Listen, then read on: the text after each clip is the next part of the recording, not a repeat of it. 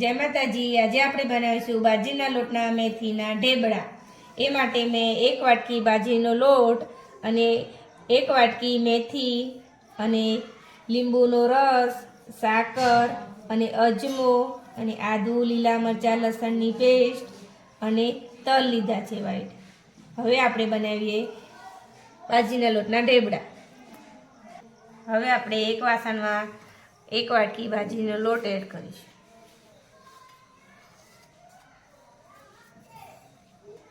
હવે આપણે એમાં અજમો એડ કરીશું, હાથેથી ક્રશ કરીને।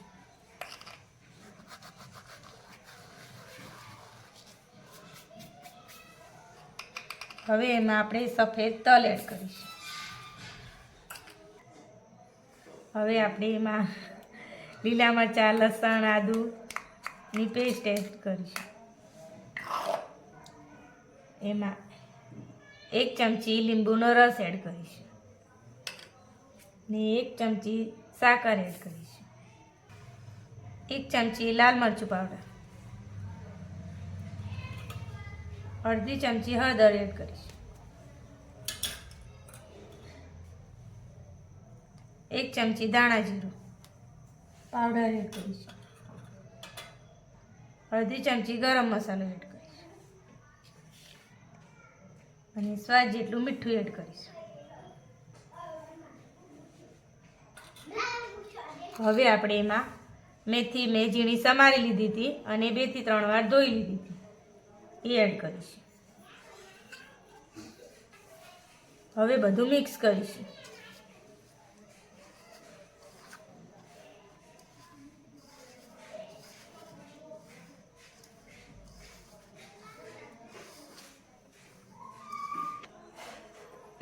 એક ચમચી તેલ એડ કરીશું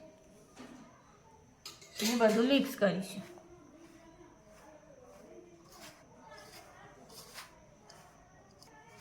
હવે આપણે એમાં થોડું થોડું પાણી એડ કરતા જઈશું, એનો લોટ બાંધીશું।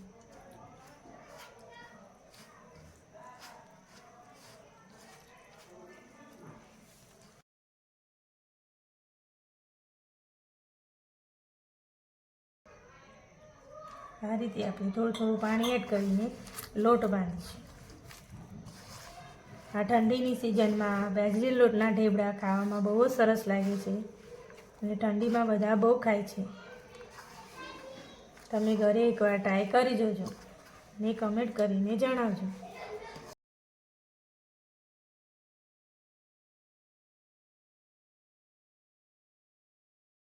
આ રીતનો આપણે લોટ બાંધી દઈશું। હવે આપણે એને નાના નાના આ રીતના આપણે બધા લોહી બનાવી દઈશું।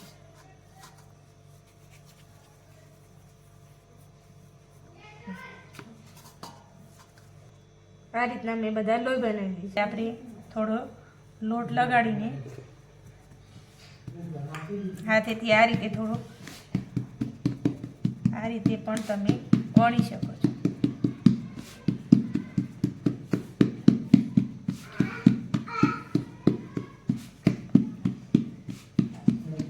હાથેથી આ રીતે તમે વણી શકો છો ને વેલણથી પણ વણી શકો છો।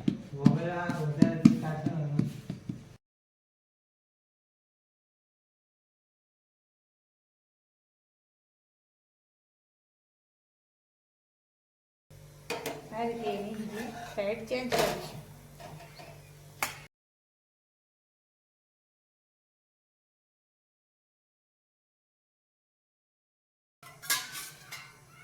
હવે આપણે એમાં થોડું તેલ લગાવીશું।